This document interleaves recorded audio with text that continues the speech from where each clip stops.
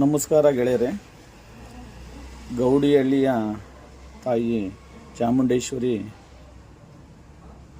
ನೋಡಕ್ಕೆ ಬಂದಿದ್ದೀವಿ.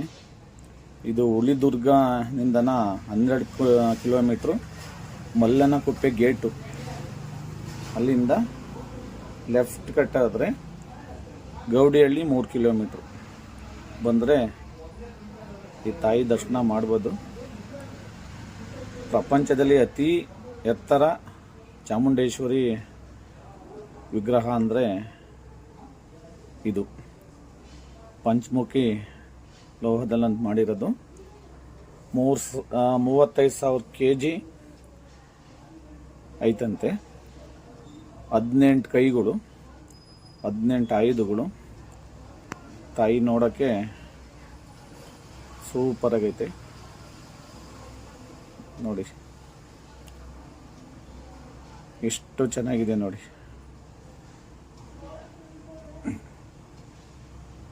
ಸಿಕ್ಕಾಪಟ್ಟೆ ಜನ ಅಂತೂ ಈ ಕಾಯಿ ಕೊಬ್ಬರಿ ಅಡಿಕೆ ಮಾಡ್ಕೊಂಡಿರ್ತಾರೆ ನೋಡಿ. ಕಾಯಿಗಳು ಉದ್ದಕ್ಕೆ ಏಕ ಕಟ್ಟಿರ್ತಾರೆ ಭಕ್ತಾದಿಗಳು.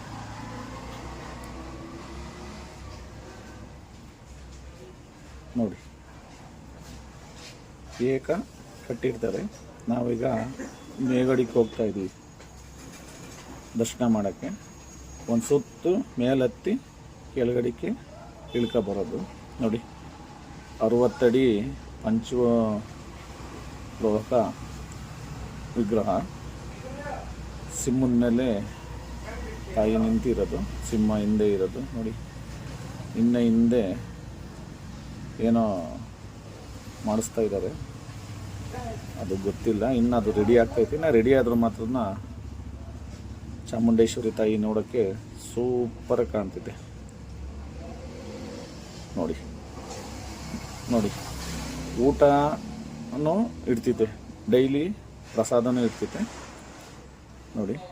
ಇಲ್ಲೆಲ್ಲ ಹೋಗ್ತಾ ಇದ್ದಾರೆ. ನಮ್ಮ ಚಂದ್ರಣ್ಣವ್ರು ಹೋಗಿ ತಟ್ಟೆ ತಗೊತಾ ಇದ್ದಾರೆ ನೋಡಿ.